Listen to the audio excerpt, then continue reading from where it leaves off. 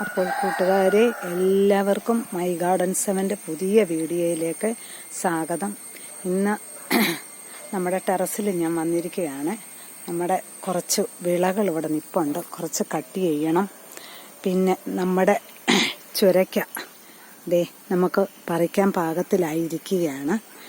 എല്ലാവർക്കും അറിയാമായിരിക്കുമല്ലോ, നല്ല ഔഷധ ഗുണമുള്ളതും പോഷകം കൂടുതലുള്ളതുമായ ഒരു വിളയാണ് ഈ ചുരക്കായ എന്ന് പറയുന്നത്.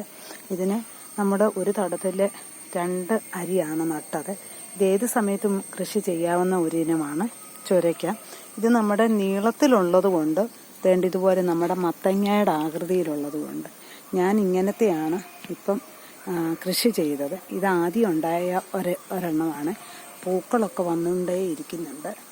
ഇത് നമുക്ക് ജ്യൂസായിട്ട് അടിച്ചു കുടിക്കാം.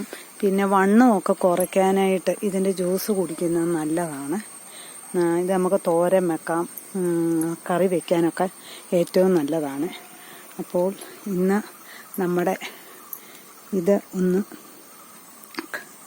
കട്ട് ചെയ്യാവേ.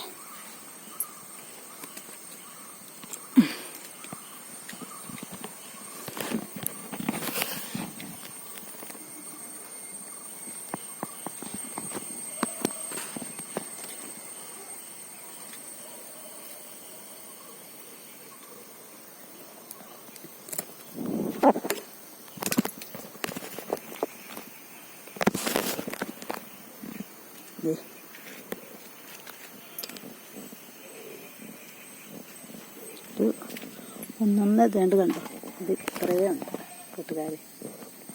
നല്ല സന്തോഷത്തിലാണ് ഞാൻ. ഒത്തിരി ഇഷ്ടപ്പെട്ടു. ഒരെണ്ണമേ ഇതിന്ന് ഉണ്ടായിട്ടുള്ളൂ. ഇനി നമുക്ക് കുറേ വിളകളും കൂടെ പറിക്കാനുണ്ട്. കായ്കളെല്ലാം ഞാൻ തക്കാളിയൊക്കെ ആയി വരുന്നുണ്ട്. തക്കാളിക്കയല്ല, മഴയായത് കാരണമേ ഭയങ്കര ബുദ്ധിമുട്ടാണ് കായ് പിടിക്കാനായിട്ട്. ഒരു വെള്ളരിക്ക ഇങ്ങനെ പിടിച്ചിട്ടുണ്ട്. വഴുതനങ്ങയൊക്കെ പറിക്കാനുണ്ട്, ഒന്നും പറിച്ചിട്ടില്ല. ടെറസെല്ലാം തെന്നി കിടക്കുന്നതുകൊണ്ട് എല്ലാവർക്കും പേടിയാണ് കയറാനായിട്ട്.